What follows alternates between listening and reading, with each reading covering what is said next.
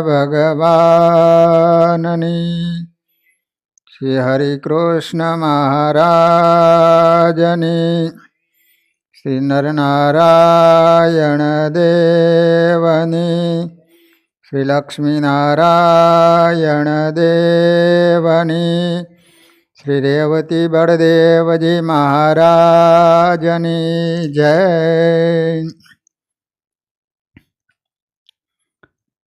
સ્વામિનારાયણ હરે. સંવંત 1876 માઘ સુધી છઠને દિવસ શ્રીજી મહારાજ શ્રી ગરડા મધ્યે દાદા ખાચરના દરબારમાં શ્રી વાસુદેવ નારાયણના મંદિર આગળ લીમડાના વૃક્ષની હેઠે ઓટા માથે ઢોલિયા ઉપર આથમણે મુખારવિંદે બિરાજમાન હતા અને માથે ધોળી પાગ બાંધી હતી. થોડી ચાદર ઓઢી હતી અને ધોળો ખેસ પહેર્યો હતો અને બે કાનની ઉપર પીળા પુષ્પના ગુચ્છ બિરાજમાન હતા અને પોતાના મુખારવિંદની આગળ મુનિ તથા દેશ દેશના હરિભક્તની સભા ભરાઈને બેઠી હતી. તે સભાને વિશે કોઈક વેદાંતી બ્રાહ્મણ પણ આવીને બેઠો હતો. 3 વચનામૃતમાં વેદાંતીની વાત આવે છે. હવે તો તમને બધાને ખ્યાલ આવી ગયો હશે કે વેદાંતી એટલે અદ્વૈત મતને સ્વીકારનારો. અદ્વૈત મતનું સ્થાપન કરનાર શંકરાચાર્યજી.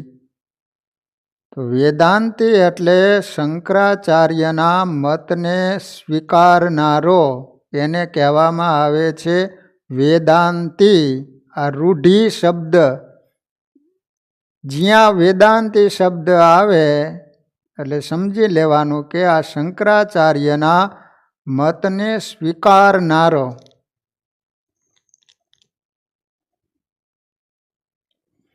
તેને જોઈને શ્રીજી મહારાજ બોલ્યા છે, વેદાંત શાસ્ત્રને જે ભણે છે તથા સાંભળે છે તેમ કહે છે તે વિધિ નિષેધ તો મિથ્યા છે, અને વિધિ નિષેધે કરીને પમાય એવા જે સ્વર્ગ અને નરક તે પણ મિથ્યા છે, અને તેને પામનારો જે શિષ્ય તે પણ મિથ્યા છે, અને ગુરુ પણ મિથ્યા છે, અને એક બ્રહ્મ જ સબર ભર્યો છે તે સત્ય છે. એવી રીતે જે કહે છે તે શું સમજીને કહેતા હશે? અને સર્વ વેદાંતિના આચાર્ય જે શંકરાચાર્ય જે તેને તો પોતાના શિષ્યને દંડ કમંડલો ધારણ કરાવ્યા અને એમ કહ્યું છે ભગવદ્ ગીતા વિષ્ણુ સહસ્ત્ર નામનો પાઠ કરવો, વિષ્ણુનું પૂજન કરવું, જેને ઝાઝા ચોમાસા થયા હોય તેનું થોડા ચોમાસાવાળાએ વંદન કરવું,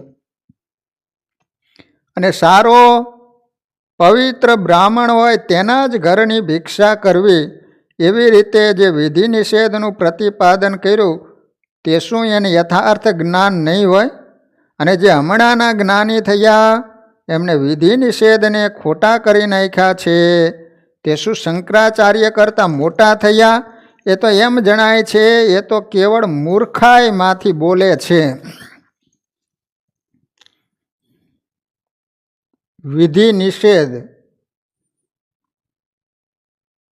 વિધિ એટલે આ કરવું, નિષેધ એટલે આ ન કરવું. જેની ના પાડવામાં આવી એને કહેવામાં આવે છે નિષેધ. હિંસા ન કરવી, ચોરી ન કરવી, વ્યભિચાર ન કરવો, ઝૂકટું ન રમવું, વ્યસન ન રાખવા, આને બધો નિષેધ કહેવાય. આ ન કરવું, આ ન કરવું, આ ન કરવું એને કહેવાય નિષેધ. વિધિ એટલે આ કરવું, આ કરવું, એનું નામ કહેવામાં આવે વિધિ. એકાદશીનું વ્રત કરવું, સાયંકાળે ભગવાનના મંદિરે જવું, આને કહેવામાં આવે વિધિ. તો વેદાંતિ એમ કહે છે કે આ નિષેધ છે. નિષેધ એટલે કાલ્પનિક છે, ખોટા છે. તો હવે વેદાંતના તો 3 ગ્રંથ છે, ભગવદ્ ગીતા, બ્રહ્મસૂત્ર, ઉપનિષદ. તો આ 3માં તો ક્યાંય એવી વાત આવતી નથી કે આ ખોટા છે. અને આ લોકો એમ કહે છે કે વિધિ નિષેધ તો ખોટા છે. ભગવદ્ ગીતામાં તો કૃષ્ણ ભગવાન અર્જુનજીને એમ કહે છે કે અર્જુન, તું યુદ્ધ જીતીશ તો તને રાજ્ય મળશે, અને કદાચ મૃત્યુ થશે તો તને સ્વર્ગ મળશે. તો ભગવદ્ ગીતા તો એમ કહે છે કે સ્વર્ગ સાચું છે.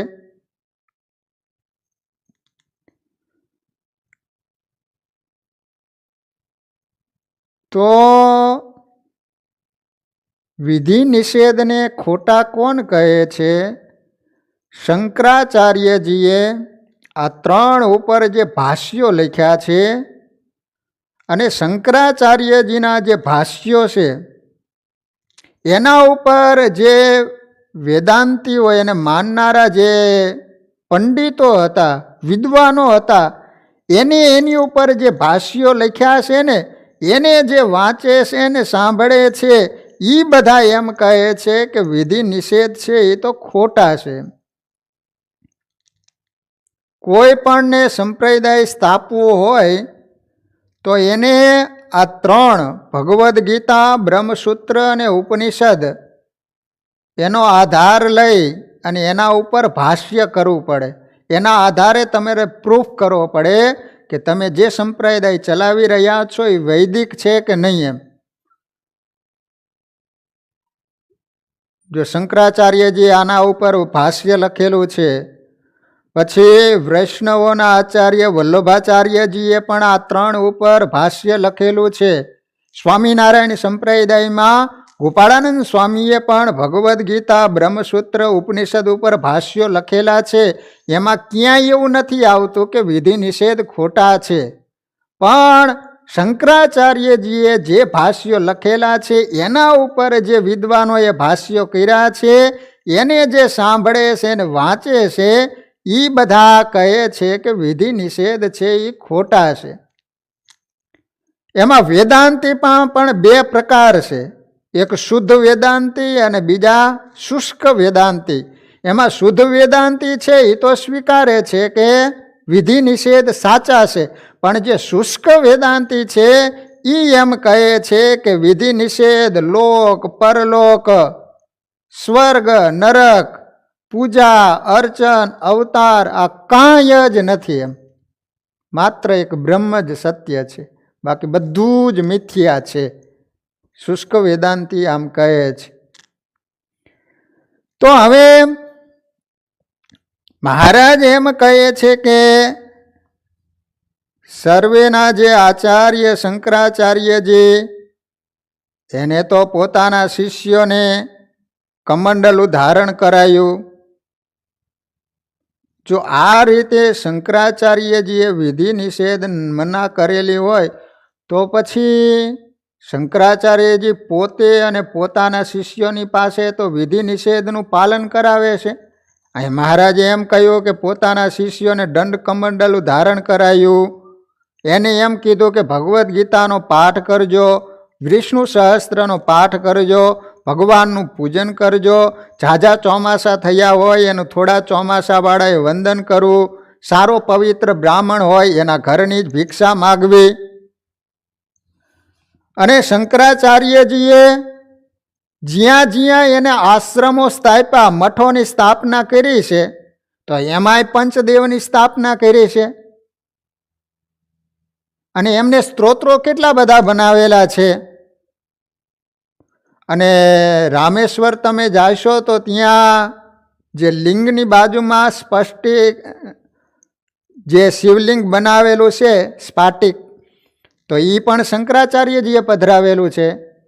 તમે બદ્રી નારાયણની યાત્રા કરવા જશો તો અહીંયા જે શ્રી નરનારાયણ દેવ પધરાવેલા છે એ શ્રી નરનારાયણ દેવની પ્રતિષ્ઠા શંકરાચાર્યજીએ કરેલી છે.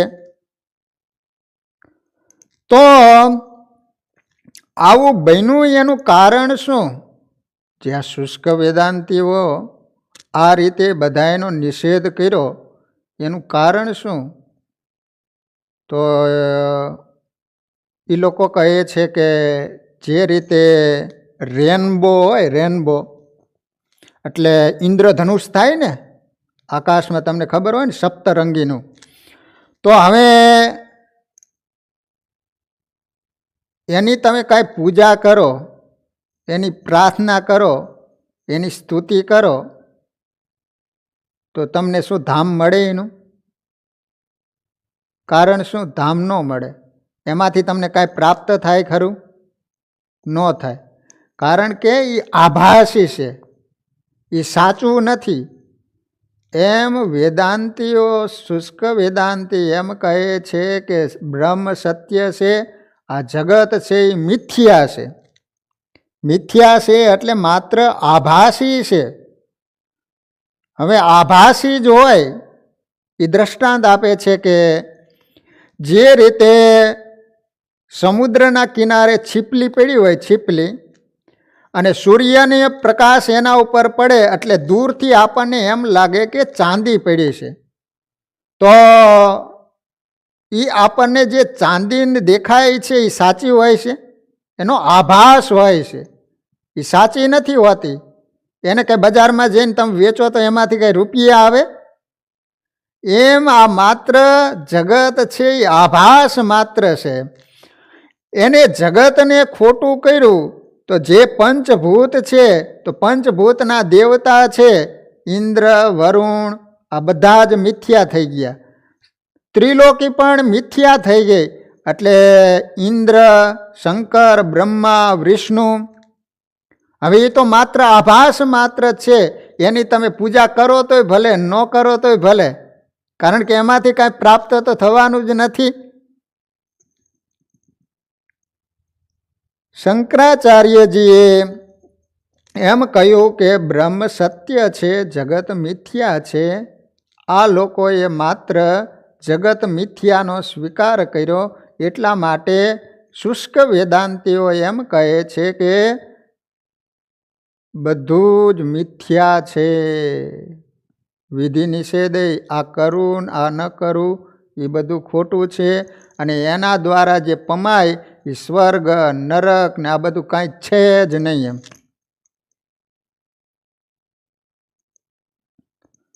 તો શંકરાચાર્યજીએ બ્રહ્મ સત્ય અને જગત મિથ્યા આવું કેમ કર્યું? એનું કારણ હતું. તો બહુ સરસ સમજવા જેવી વાત છે કે આજથી 2500 વર્ષ પહેલાં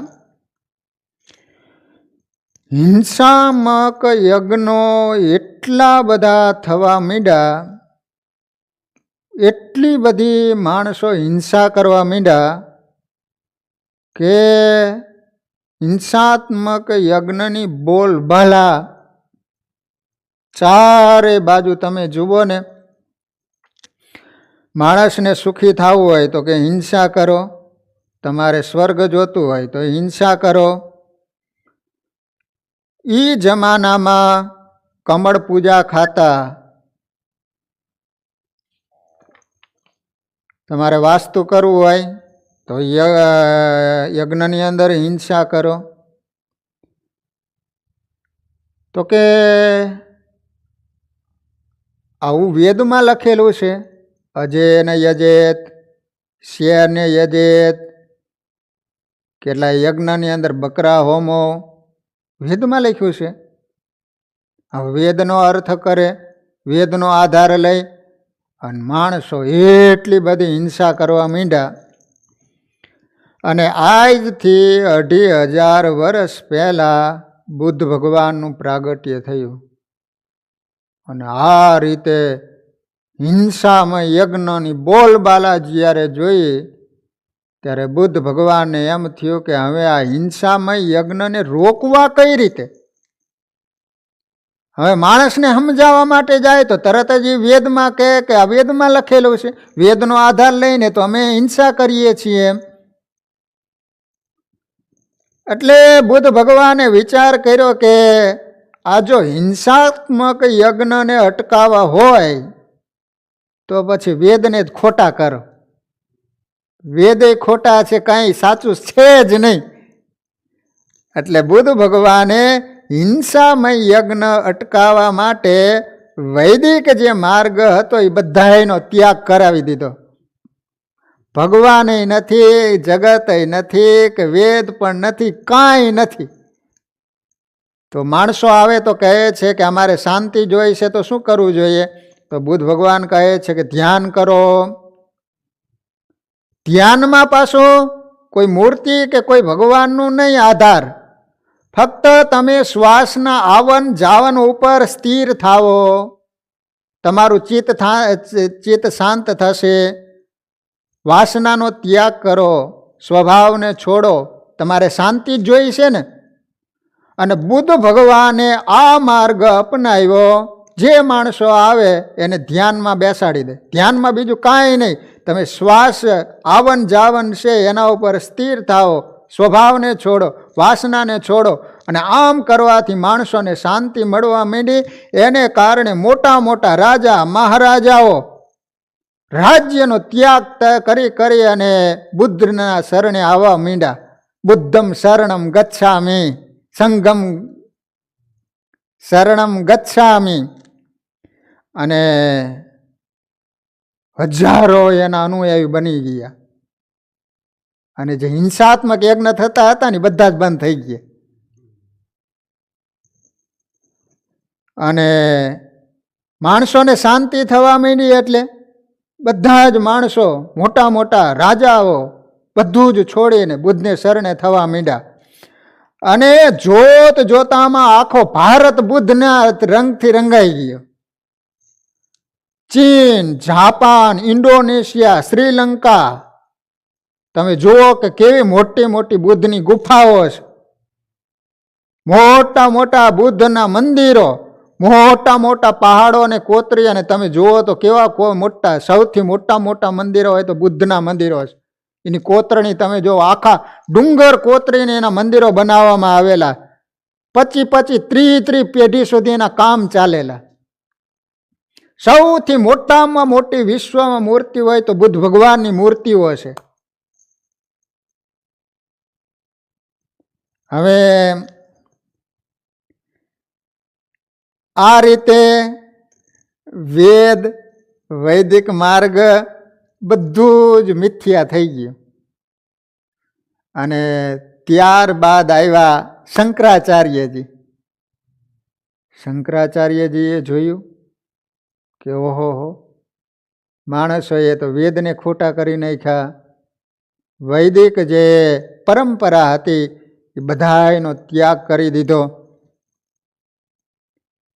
અને માત્ર વિપસ્યના ધ્યાન શરૂ થઈ ગયા. ભગવાન નથી, અવતાર નથી, આ કોઈ વેદ કોઈ સાચા નથી. હવે શંકરાચાર્યજીએ વિચાર કર્યો કે આ વૈદિક ધર્મનું પાછું સ્થાપન કરવું હોય તો શું કરવું પડે?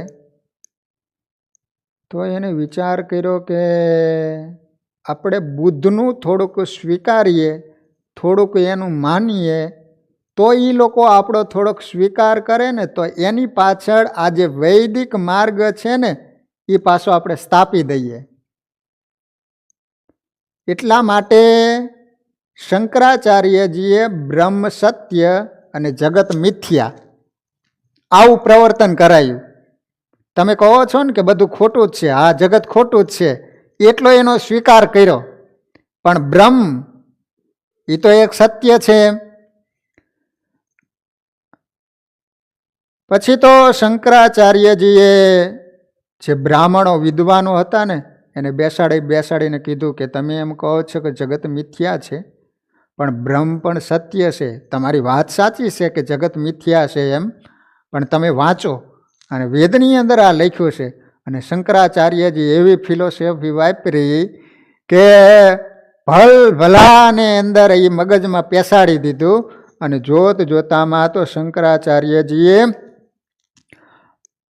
જીવ, ઈશ્વર, માયા, બ્રહ્મ આ બધું જ સત્ય છે. અને શંકરાચાર્યજી પહેલા કોઈ પણ ઉપનિષદ કે બ્રહ્મસૂત્ર કે ભગવદ્ ગીતાને જાણતું જ નહોતું. મહાભારતમાંથી ભગવદ્ ગીતા, વિષ્ણુ સહસ્ત્ર નામ જો બહાર પ્રકાશમાં લાવ્યા હોય ને તો એ શંકરાચાર્યજી છે. શંકરાચાર્યજી પહેલા કોઈ ભગવદ્ ગીતાને જાણતું જ નહોતું. બ્રહ્મસૂત્ર અને ઉપનિષદો એને જો પ્રકાશમાં લાવ્યા હોય તો શંકરાચાર્યજી લાવ્યા. વિવેક ચૂડામણી એટલે બૌદ્ધોને ટક્કર મારવા માટે શંકરાચાર્યજીએ એકમાત્ર બ્રહ્મ સત્ય અને જગત મિથ્યા આ રીતનો માણસની આગળ વાદ મૂક્યો. પણ વેદાંતીઓ હતા ને એને માત્ર શંકરાચાર્યનો એક અંગનો જ સ્વીકાર કર્યો કે જગત મિથ્યા છે. પણ સર્વાંગી રીતે શંકરાચાર્યજીનો એનો સ્વીકાર ન કર્યો એ શુષ્ક વેદાંતી થયા. નહીતર તમે જુઓ કે રામકૃષ્ણ પરમહંસ હતા એ શુદ્ધ વેદાંતી હતા. તો રામકૃષ્ણ પરમહંસના જીવનની અંદર તમે તપાસશો તો એ બધા જ વિધિનું પાલન કરે છે. કોઈ પણ જે શુદ્ધ વેદાંતીઓને આશરનારા છે એ કોઈ પણ કાલ્પનિક મિથ્યા નથી કહેતા. જે વિધિ બતાવવામાં આવેલો છે બધી જ વિધિઓનું પાલન કરે છે. રામકૃષ્ણ પરમહંસ હતા એની તો કેટલી બધી ઊંચી સ્થિતિ હતી. પોતાના આશ્રમમાં બહેનો કથા સાંભળવા માટે આવે તો એ કથા પૂરી થાય એટલે તરત જ બહેનોને કહે છે કે તમે મંદિરમાં જઈને બેસો. અને કદાચ બહેનો ભાવનાવાળા હોય ને બેસી રહે તો રામકૃષ્ણ પરમહંસ તરત ઊભા થઈને જતા રહે. પોતાના શિષ્યોને પણ એમ કહેતા કે મને તો બધા જ સ્ત્રીઓમાં જગદંબાના દર્શન થાય છે, માટે તમને જ્યાં સુધી બધાયમાં જગદંબાના દર્શન ન થાય ત્યાં સુધી તમે પણ આ રીતનું ધર્મનું પાલન કરજો. નહીતર એ વેદાંતી જ હતા. તો એ રામ હનુમાનજીની આરાધના કરે છે, માતાજીની આરાધના કરે છે, તો એ સ્વીકારે. એટલા માટે અહીંયા મહારાજે એમ કહ્યું કે જો શંકરાચાર્યજી એ વિધિ નિષેધ શાસ્ત્રમાં ખોટા કયા છે તો એમ કયા છે જેમ કોઈક મોટું વહાણ હોય અને વહાણ મહાસમુદ્રને વિશે 1 વર્ષ સુધી ચાલ્યું જાય, તેને આગલો કાંઠો પણ દેખ્યામાં આવે નહીં, પાછલો કાંઠો પણ દેખ્યામાં આવે નહીં, અને તે 2 કાંઠા ઉપર જે મોટા મોટા પર્વત તે પણ દેખ્યામાં આવે નહીં. તો ઝાડવા તથા મનુષ્ય એ તો ક્યાંથી દેખ્યામાં આવે? જ્યાં દેખે ત્યાં એકલું જળ જ દેખાય, પણ જળ વિના બીજો કોઈ આકાર દેખ્યામાં આવે નહીં. ઊંચું જુએ તો મોટી મોટી સમુદ્રની લહેરો ઉઠતી હોય, માટે ઊંચું પણ જળ જ જણાય. ત્યારે વહાણને વિશે બેઠા જે પુરુષ તે એમ કહે છે એકલું જળ જ છે, બીજું કાંઈ નથી. હા, મહારાજે કેટલી સરસ મજાની વાત કરી છે. આવી વાત તમને કોઈ ઠેકાણે જોવા ન મળે. મહારાજ એમ કહે છે કે વિધિ નિષેધ શાસ્ત્રમાં ખોટા કયા છે એ તો કદાચ શંકરાચાર્યજી એમની સ્થિતિ એવી હતી. મહારાજે કેવું સરસ મજાનું દ્રષ્ટાંત આપ્યું કે જે રીતે વહાણમાં આપણે બેઠા હોય સ્ટીમરમાં, અને સ્ટીમર બરાબર મધદરિયે પહોંચે પછી તમે જ્યાં નજર કરો ત્યાં શું દેખાય? પાણી જ દેખાય. એને કિનારો ન દેખાય, ઝાડવા ન દેખાય, પર્વત ન દેખાય. એમ શંકરાચાર્યજીની એવી સ્થિતિ થઈ ગઈ હતી કે જ્યાં નજર કરે છે ત્યાં માત્ર ને માત્ર બ્રહ્મ જ દેખાય. બ્રહ્મ સિવાય એને બીજું કાંઈ દેખાતું જ નથી. એટલા માટે કદાચ શંકરાચાર્યજી એમ વર્ણન કરતા હોય કે બ્રહ્મ સત્ય છે, જગત મિથ્યા છે. એ તો એમની સ્થિતિ હતી એટલે એમ બોલે છે, પણ જેની સ્થિતિ નહોતી થઈ અને એ એમ બોલે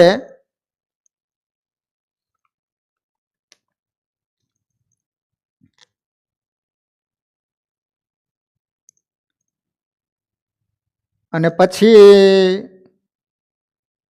એ વહાણ છે એ કિનારે આવે ત્યારે એને બધું દેખાય છે.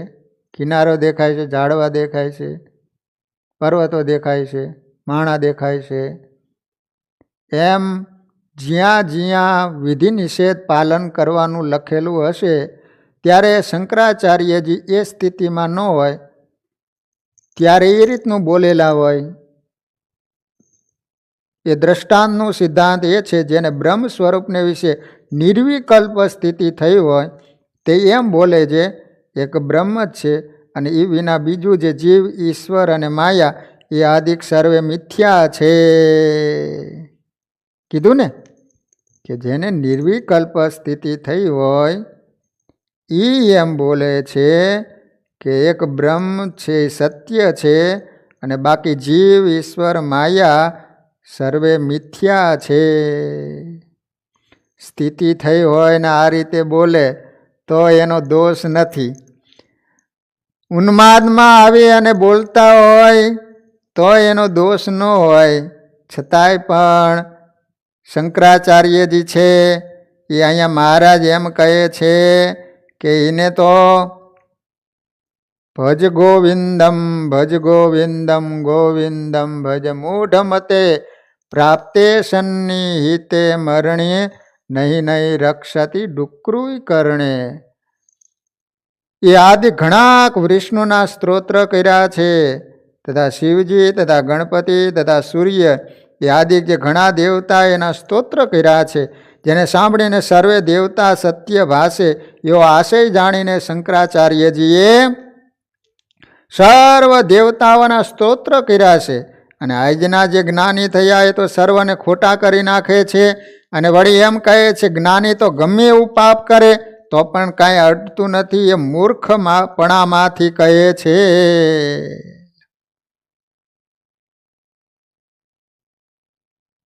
સ્થિતિ થઈ નથી અને મહારાજ કહે છે કે સ્વર્ગ, પાપ, ધર્મ, અધર્મ આ બધું મિથ્યા છે.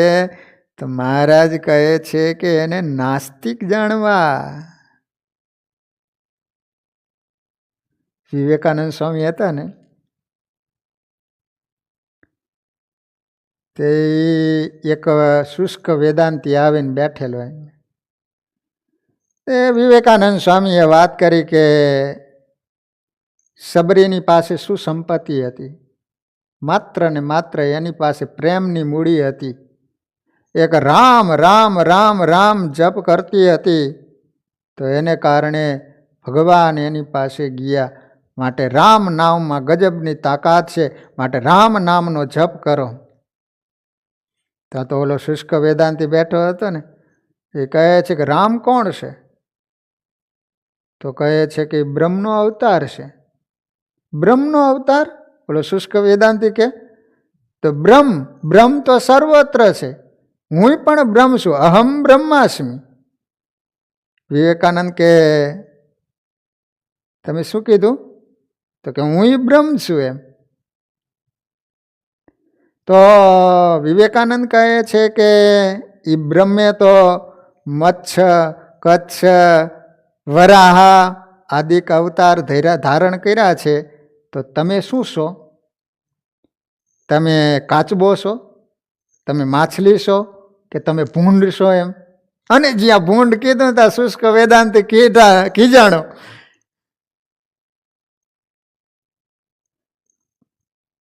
વિવેકાનંદ સ્વામી કહે છે કે બ્રહ્મને વરાહ ભૂંડનો અવતાર ધારણ કરવામાં જરાય સંકોચ થતો નથી. અને તને માત્ર ભૂંડ કહે છે ત્યાં તો તું એકદમ ક્રોધાવેશમાં આવી જાસ, એટલું તારાથી સહન થતું નથી. અને તું પાછો એમ કહે છે કે હું બ્રહ્મ છું એમ. તો બ્રહ્મને તો કાંઈ થવું ન જોઈએ એમ. સ્થિતિ તો થઈ નથી અને માત્ર બ્રહ્મ કોદાળ થઈને ફરે છે. હજી ભેદ દ્રષ્ટિ તો મટી નથી. અને તમે શુષ્ક વેદાંતિને જોઈશો ને, જો ઋષિકેશમાં ગયેલા તો ત્યાં રાધાકૃષ્ણના મંદિર હોય, લક્ષ્મીનારાયણના મંદિર હોય, તો આપણે આમ જોઈજો તમે તો ઓલા સંન્યાસીઓ આવશે ને તો એ લક્ષ્મીનારાયણ કે રાધાકૃષ્ણ દેવને પ્રણામ પણ નહીં કરે. અને એટલું જ નહીં, આપણે ભજન કરતા હોય, કીર્તન બોલતા હોય, ધૂન બોલાવતા હોય તો એ લોકો આપણી હાંસી ઉઠાવે કે તમ તારે કર્યા કરો, આમાંથી તમને શું મળવાનું છે? આત્મા છો પરમાત્મા. શાસ્ત્રોને માનતા નથી, વિધિ નિષેધને જે મિથ્યા કહે છે, મહારાજ કહે છે કે એ તો નાસ્તિક છે.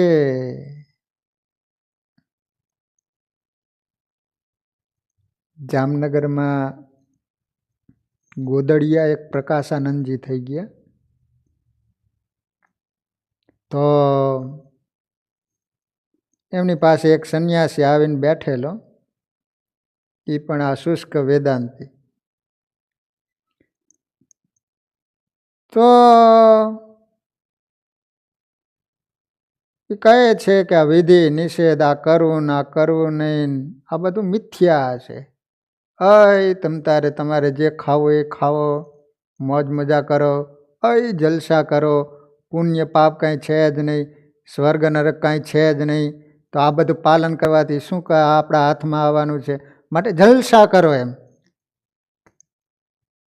આમ કીધું ને તે ઓલા પ્રકાશાનંદજી હતા ને જામનગરના, તેને બાજુમાં ગટર હતી ને, ગટરમાંથી પાણીનો લોટો ભરી આવ્યા. એ કે આ પીવો જોઈએ. એ કે આવું ગંધાતું પીવાતું હોય છે એમ? ના ના ના ના ના, તમારે પીવું જ પડશે. એ કે આમાં તો કેટલી બધી ગંધ આવે, અહીંથી લઈ જાઓ એમ. નહીં, પ્રેમથી પી જાઓ, નહીતર મારે પાવું પડશે એમ.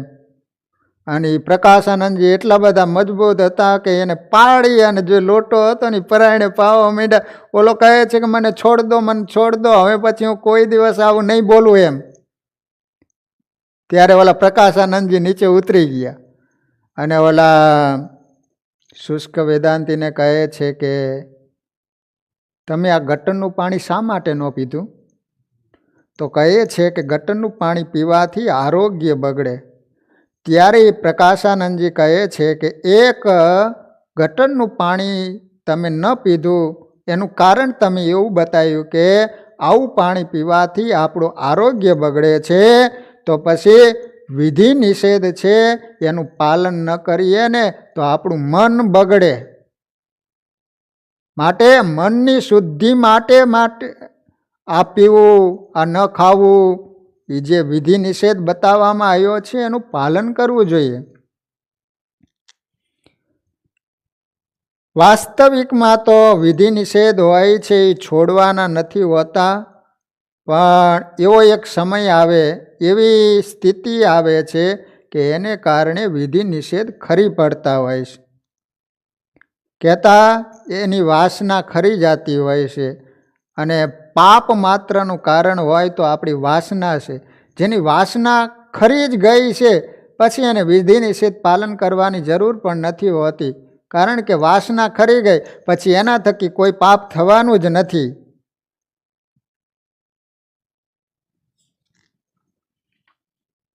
અહીંયા મહારાજે એક બહુ સરસ મજાનો શબ્દ વાપર્યો કે તેના વચન શાસ્ત્રમાં લખાણા હોય તેને સાંભળીને પોતાને તો એવી સ્થિતિ ન થઈ હોય તોય પણ વિધિ નિષેધને ખોટા કહે છે અને સ્ત્રીની શુશ્રૂષા કરે અને છોકરાની શુશ્રૂષા કરે અને જેટલો સંસારનો વ્યવહાર હોય એ સર્વેને તો સાચો જાણીને સાવધાન થઈને કરે છે અને શાસ્ત્રે પ્રતિપાદન કર્યા એવા જે વિધિ નિષેધ એને ખોટા કહે છે એવા જે જગતને વિશે જ્ઞાનના કથનારા છે એને તો મહા અધમ જાણવા અને નાસ્તિક જાણવા. આહા, મહારાજે કેવો સરસ મજાનો શબ્દ મૂક્યો અંદર કે એવી તો સ્થિતિ થઈ ન હોય, વિધિ નિષેધને ખોટા કહે અને સ્ત્રીની શુશ્રૂષા કરે અને છોકરાઓની શુશ્રૂષા કરે. શુશ્રૂષાનો અર્થ થાય છે ભાવથી સેવા કરે, એનું નામ શુશ્રૂષા. જેવી રીતે આપણે દેવની સેવા કરીએ છીએ ને એ રીતે મહારાજ કહે છે કે સ્ત્રી અને છોકરાની તો સેવા કરે છે. શુશ્રૂષા શબ્દ સ્વામિનારાયણ ભગવાને માત્ર ને માત્ર શિક્ષાપત્રીમાં માતા પિતા ગુરુ અને રોગીની સેવા કરવી ત્યારે મહારાજે શુશ્રૂષા શબ્દ વાપર્યો, કહેતા ભાવથી સેવા કરવી. તો મહારાજ એમ કહે છે કે સંસારની અંદર સ્ત્રીની છોકરાની ભાવથી સેવા કરે છે અને પાછો એમ કહે છે કે વિધિ નિષેધ છે એ તો ખોટા છે. તો ભાઈ સંસારને તો સાચો માને છે, સર્વે વ્યવહાર છે એ તો પાછું સાવધાન થઈને કરે છે. જો સંન્યાસી હોય ને એ જ્યારે જમીનનો દસ્તાવેજ કરવાનો આવે ત્યારે તો પાકા પાયે કરે છે. તો તમે એમ માનો છો ને કે જગત મિથ્યા છે તો આ બધું ખોટું જ છે, તો ભાઈ શા માટે આનો દસ્તાવેજ કરાવો છો પાકો? જ્યારે વ્યવહાર કરે ત્યારે તો પૂરી સાવધાની રાખે, 5 રૂપિયા વધારે જવા નથી દેતા, ખાવા પીવામાં ટનાન ટન લાવે છે. અને તમે જુઓ તો ચાંદીની તો ચાંખડીઓ પહેરી હોય, સુવર્ણની તો વીંટીઓ પહેરતા હોય છે, રુદ્રાક્ષના માળા હોય તો એ પણ સુવર્ણના જડેલા હોય છે. અને એનું આસન હોય એ થોડુંક નીચું રાખવામાં આવ્યું હોય તો ધમાલ બોલાવી દે, થોડુંક અપમાન થાય અથવા તો પોતાનો શિષ્ય આડો અવડો થઈ જાય તો શોક થાય છે.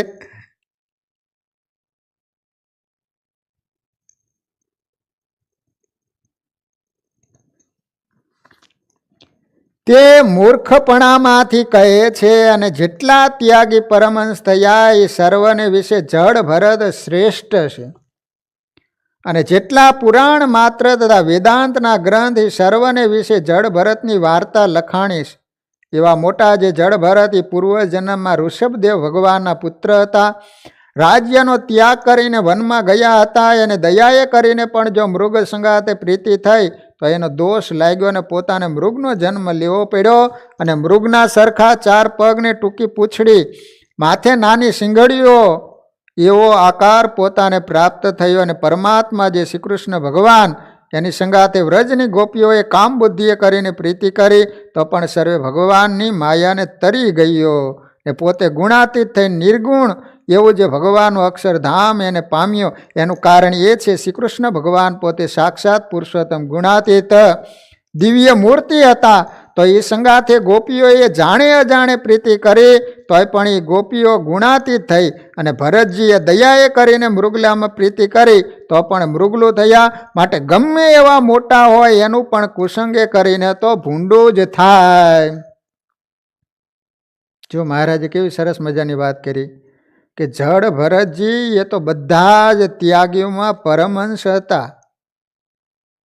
ભગવાન તો એના પિતા હતા. બધું જ ત્યાગ કરીને જંગલમાં ગયા, કુલ આશ્રમમાં તપ કર્યું, પણ મૃગલામાં આસક્તિ થઈ, એ વિધિ નિષેધનું પાલન ન કર્યું તો મહારાજ કહે છે કે એ પાપે કરીને એને મૃગલાનો જન્મ આવ્યો. મહારાજે એવું કીધું કે ભગવાન સિવાય બીજે જે પ્રીતિ એનું નામ પાપ કહેવામાં આવે છે. તો ભરતજીએ ભગવાન સિવાય મૃગલામાં પ્રીતિ કરી એટલા માટે મહારાજ કહે છે કે એને મૃગલાનો જન્મ આવ્યો. કુસંગે કરીને ભૂંડું જ થાય. ખરેખર ભરતજીએ સત્સંગ કરવાની જરૂર હતી. પણ એને કુસંગ કયો કર્યો? મૃગલામાં પ્રીતિ કરી, મૃગલાનો સંગ કર્યો. સાધુનો સંગ કરવાને બદલે મૃગલાનો સંગ કર્યો. આવા મોટા ભરતજી હતા, જેના પિતાજી ભગવાન હતા, છતાંય પણ વિધિ નિષેધનું ઉલ્લંઘન કર્યું તો એને મૃગલાનો જન્મ આવ્યો. બીજી વાત કરી કે ગોપીઓ હતી એને કામ બુદ્ધિએ કરીને ભગવાનની સંગાતે પ્રીતિ કરી તો એ દિવ્ય થઈ ગઈ, ભગવાનના ધામને પામી. ગમે એવો પાપી જીવ હોય ને તે જો સત્ય સ્વરૂપ એવા જે ભગવાન એનો પ્રસંગ કરે તો પરમ પવિત્ર થઈને અભય પદને પામે. અને જે શ્રી કૃષ્ણ ભગવાન પોતે ગુણાતીત ન હોત તો એની ભક્ત જે ગોપીઓ એ ગુણાતીતપણાને ન પામત. જે મહારાજ કહે છે કે વેદાંતીઓ તમે એમ કહો છો કે બધું મિથ્યા છે, તો પછી આવું કેમ બન્યું? વિધિનું પાલન કરે છે તો પછી સામે એને પ્રાપ્તિ સારી થાય છે. વિધિ નિષેધનું જે ઉલ્લંઘન કરે છે તો સામે એને પરિણામ પણ એવા આવે છે. તો પછી આવું ન થવું જોઈએ ને. માટે મહારાજનો કહેવાનો આશય એટલો જ છે કે વેદાંતીઓ વિધિ નિષેધ છે એ સત્ય છે અને એનું પાલન કરવાથી સ્વર્ગ અને નરક મળે છે, એ પણ સાચું જ છે. ભગવાન પણ સત્ય છે, જગત પણ સત્ય છે, આભાસ માત્ર નથી. જો શ્રી કૃષ્ણ ભગવાન પોતે ગુણાતીત ન હોત તો એની ભક્ત જે ગોપીઓ એ ગુણાતીતપણાને ન પામત, અને જો ગુણાતીત પદને પામ્યો તો શ્રી કૃષ્ણ ભગવાન ગુણાતીત કેવલ દિવ્ય મૂર્તિ જ છે. અને વેદાંતી કહે છે સર્વે બ્રહ્મ સબર ભર્યો છે. ત્યારે જેમ ગોપીઓએ શ્રી કૃષ્ણ ભગવાનને વિશે પ્રીતિ કરી તેમજ સર્વે સ્ત્રીઓ પોતપોતાના ધણીને વિશે પ્રીતિ કરે તથા સર્વે પુરુષ પોતાની સ્ત્રીઓને વિશે પ્રીતિ કરે છે, તો પણ તેમને ગોપીઓના જેવી પ્રાપ્તિ થતી નથી. તો સંસારમાં બધી સ્ત્રીઓ પુરુષની હારે પ્રીતિ કરે છે ને, તો એને લેવા માટે અક્ષરધામમાંથી વિમાન આવે છે. પુરુષે બધી સ્ત્રીઓને વિશે પ્રીતિ કરે જ છે, તો એને લેવા માટે ભગવાન વિમાન લઈને આવે છે. તો બધા એમ કહેતા જ હોય સર્વત્ર બ્રહ્મ સભર જ ભર્યો છે, ઈ બ્રહ્મ છે, હું બ્રહ્મ છું, તો એની સાથે પ્રીતિ કરવાથી એને ભગવાનનું ધામ મળે છે. મહારાજ વેદાંતીઓને પ્રશ્ન કરે છે, આ માત્ર તમે મૂર્ખાઈમાંથી બોલો છો. ગોપીઓના જેવી પ્રાપ્તિ થતી નથી, તેમને તો ઘોર નરકની પ્રાપ્તિ થાય છે. માટે જે વિધિ નિષેધ છે એ સાચા છે પણ ખોટા નથી, અને જે વિધિ નિષેધને ખોટા કરે છે એ તો નારકી થાય છે. એમ વાર્તા કરી શ્રીજી મહારાજ જય સચ્ચિદાનંદ કહીને પોતાને ઉતારે પધાર્યા. વાલા ભક્તજનો, આમાંથી આપણે એટલો જ સાર લેવાનો છે કે ભગવાન છે એ સત્ય છે. ભગવાને બતાવેલું બનાવેલું આ જગત પણ સત્ય છે, પણ સમય જતાં એમાં ફેરફાર થાય છે. એટલે ઋષિ મુનિઓએ અને ભગવાને જે વિધિ નિષેધ બતાવેલો છે એનું પાલન કરવાથી સામે જે સ્વર્ગ નરક મળે છે એ પણ બધું સાચું જ છે. આપણે બધા ભાગ્યશાળી છીએ કે 2-2,500 વર્ષ પહેલાં ભગવાને જન્મ ન આપ્યો, નકર એ વખતે આપણને જન્મ મળ્યો હોત તો આપણી કેવી સ્થિતિ હોત. અને આવા શુષ્ક વેદાંતિમાંય કદાચ આપણને સહવાસ મળ્યો હોત તોય આપણી કેવી સ્થિતિ થઈ ગઈ હોય. એને બદલે આપણને એવો શુદ્ધ સંપ્રદાય અને ભગવાનના સંતો ભક્તો વિધિ નિષેધનું જે પાલન કરી રહ્યા છે એમના ભેગો રહેવાનો ભગવાને આપણને સુંદર મજાનો અવકાશ આપ્યો. એટલે આપણે ભાગ્યશાળી છીએ.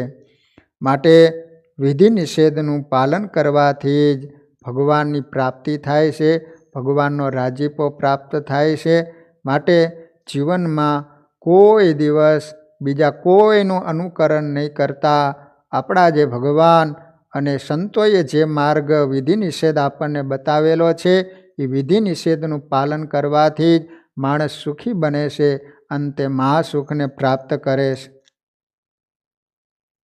તમે જુઓ ને, ભલે કોઈ ભણેલા ન હોય, ગામડાના અભણ માણા હોય, પણ વિધિ નિષેધનું જે પાલન કરે છે ને, સામે કેવી પ્રાપ્તિ થતી હોય છે.